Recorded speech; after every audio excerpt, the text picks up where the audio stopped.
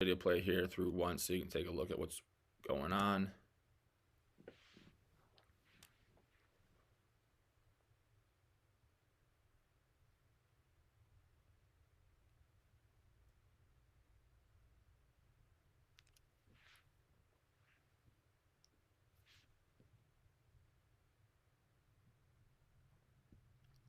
All right, so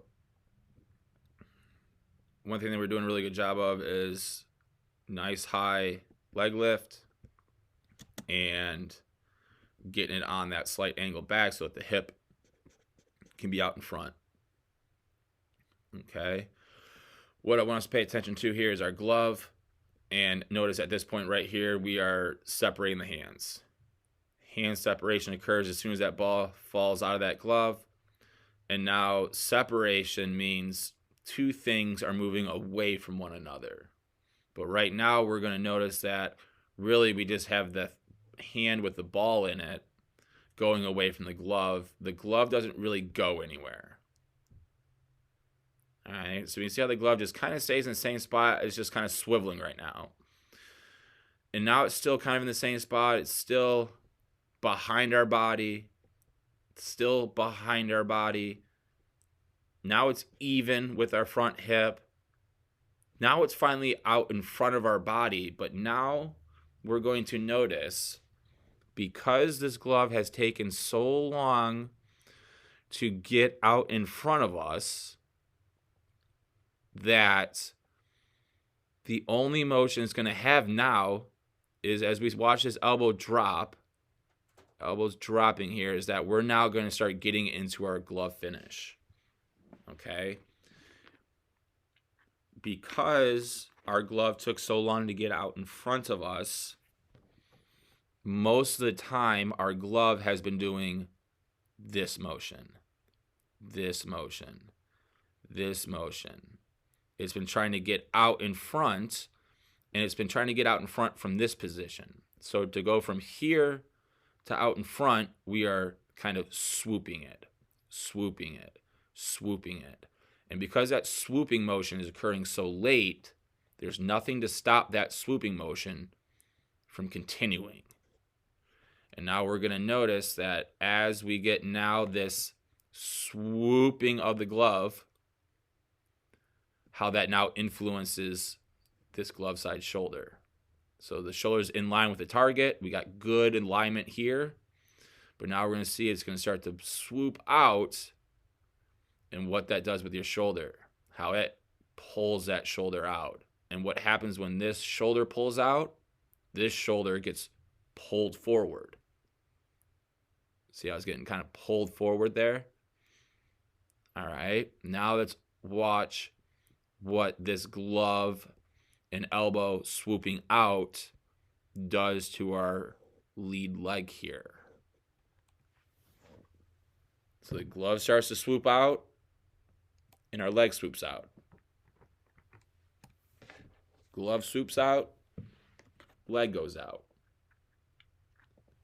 And we know what happens in hitting when our stride goes out and not to the pitcher. We know that everything in our body opens up early, and now we don't have good power coming through with our swing, and we're not able to reach that outside part of the plate because we're now further away from the plate. Okay? Similar things happen when we do this when we pitch. One, our energy is now going towards that first base entrance of the dugout when we need it to be going to the target. Our hips now have been opening up this entire time when we want them to be driving and rotating opening, not just swinging open. Your front leg swings open, which doesn't allow your backside to really drive because you're letting the front leg rotate the hips because we're swooping them open, instead of letting the backside drive the hips straight down this target, straight down this white line here. But instead, we take it, boom, out, out. instead of continuing to go this way to the target. So we can see that a couple body parts are getting influenced in doing things that we don't want them to do, all because of this glove staying behind your body. All right, your front shoulder would be front of your body, your front hip would be front of your body. Your glove stays behind the front of your body for so long that by the time it finally does get out in front, it's already swooping. Swooping. As soon as it gets out in front, it's swooping, and that takes the front leg with it. And as that takes the front leg with it, that no longer allows your back leg to do the movements that we want. Okay, so let's take a look at a couple videos here of some other guys. We'll start with someone that's younger, like you. And let's just watch how his hands separate. See how both are moving away from one another? Okay, and right here, his glove has already gotten out in front of him. So now that that glove has gotten out in front of him, it can continue to go out in front of him. So his body can continue to go straight out in front of him. So that way, when he goes to finish this glove, it's being finished in front of him. So his front leg can land in front of him. All right, so if we kind of make this a little smaller here, and throw him over here. Drop you back a little bit to here. All right. We'll take you back to when your hands start to come out of your glove right there. We'll take him back to where his hands start to come out of the glove right there. All right. And now let's just watch what this glove side arm does with him over these next few frames as those hands separate. We'll go to you over these next few frames as your hands separate. Okay. We'll go back over here for a few more frames. And we'll come to you for a few more frames. All right. So now these hips are getting driven out very similarly. Okay. One adjustment that we're working with this guy is getting his elbow to be higher up like yours. Okay. So if we imagine right now this elbow of his was up here, that would make his glove be right here. Okay. So your glove is getting into a stronger, glove elbow is getting into a stronger position than his is. But his glove itself is getting out in front better. Okay? Now his elbow has gotten up to a good spot. Now your elbow has gotten down from that high spot, but it's still in a good spot. But now we can see that this glove has finally now gotten out in front. But how did it get out in front? It got out in front from a swooping motion. A swooping motion versus getting out in front by just going to the target. Now we get this good scap load. Your scap load is occurring right here. This hand's up way too early, but we're not going to talk about that just quite yet. We're going to let the lower body clean itself up by letting the glove get better. Okay, this will be something that we'll talk about in a couple weeks. For right now, it's all about this glove and how this swooping motion, because it stays behind you for so long. Now it's out in front, but I'm swooping it at this time.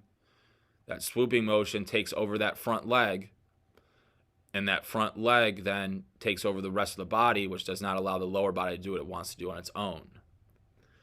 Okay, so then we'll get him into his front foot strike. When his front foot hits the ground for the first time right there. Versus your front foot strike, your foot hitting the ground for the first time right there. We can see the differences here. Okay. We can see that this foot is going right towards that target from where he started. Your foot's going towards that first base side going towards that lefty batter almost, going straight down the middle of the target, okay? And when we go straight down the middle of the target, we allow the time for the backside to drive in the proper way, okay? And the proper way gets our hips all the way rotated. All right, we can see you guys got very similar style pants on right now, where it's small loop, gap, big, okay? And we can almost see this green on the backside. If we make this a little bigger here to make it easier, we can see right here is where this big strap stops and that belt comes back out again. We look at you and we can see all of that strap. So we know just by looking at the two of you guys here, his hips have rotated more. So his lower body has gone through more rotational force, energy, and drive. Some other things that we can look at to know that he has rotated better is this back foot, okay? We're driving through that toe more than you are here. Because he's driving through more here and these hips have rotated more, this back knee, that kneecap is facing the ground. We look at your kneecap right now, it's about right here, and it's kind of facing us looking at the video and this way a little bit. It's not rotated around.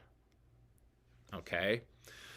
We know it's not rotated around because if we go again back to this one, he's got this little piping on his pants. It's not in a color, but we can just see the seam coming up through here all the way up to here.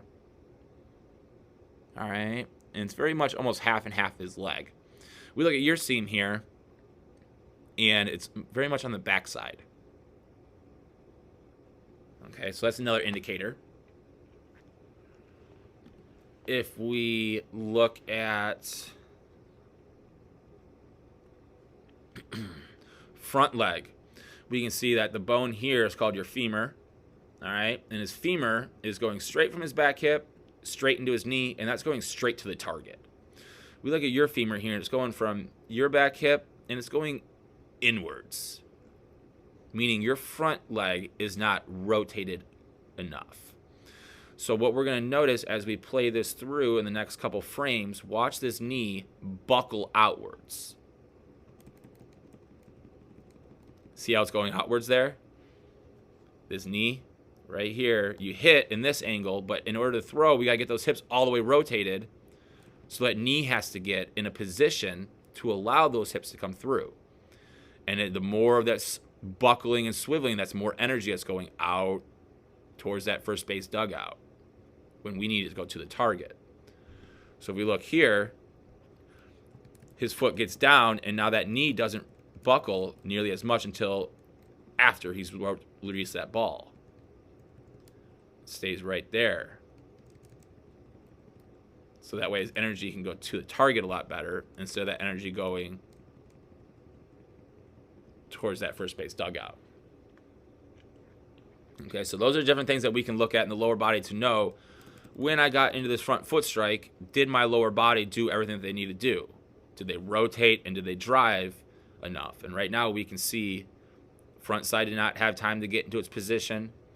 Backside knee and backside foot did not get to rotate and drive in enough time to get the hips all the way turned around. Okay, and all of that not happening from the waist down is because this glove is just not allowing it to. It's either not allowing it the time that it needs to do it, it's not in a good position to allow the lower body to do what it needs to do because the upper body's in a bad position, and it's all because this glove, as it comes out, stays back. Now it's out in front, but it's out in front because it's finishing. It's finishing out in front. We need it to get out in front so we can go straight out in front. If we look at another guy here who's much younger than you are, but if we watch, see how when his hands separate, things are getting out. And because now he's out, his lower body can go through those motions and movements a lot easier. So now when he gets in the front foot strike, boom, and we make this a little bit smaller, so we can compare it to what we see with this guy once he gets to front foot strike. Boom. Okay. Let's look at some of these similarities here between these two guys. All right, so let's go through those checkpoints again. Femur bone, straight to that target. This is all good alignment. Hips are rotated. Back knee is down into the ground. Foot is driven away from the rubber and rotated. So then we take you again to your front foot strike. Boom, right there. And we can now see a little bit easier some of these differences. Okay.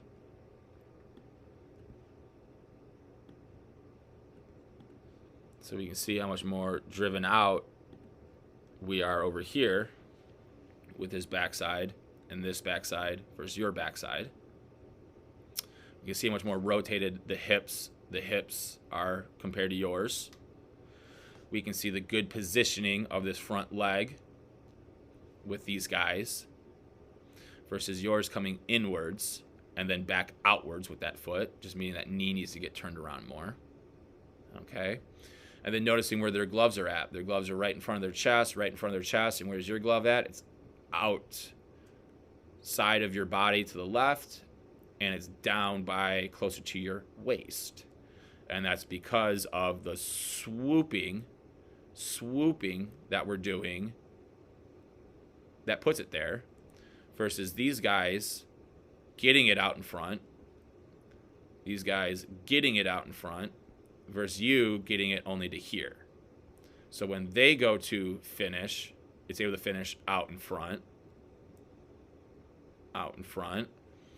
He gets to finish it out in front. But you have to finish it by swiveling it around. And that sends out that leg. That prevents his back leg from doing what it needs to do. And then that turns us into only having this much power to throw with versus this much power or this much power. See how he's finishing way over there. He's finishing over there. And you just finish by keep going straight to your target. All right. And all of that's because of what this glove is doing and what that forces the rest of the body to do, have to do, or not be able to do. So we've got to work on getting that glove out in front and not keeping it back by your back shoulder, by your chest, or just in front of your chin, but gaining ground with it out towards your target so the rest of your body can get going out there as well. So then when the glove finishes, it's not pulling us out and not messing with our stride direction.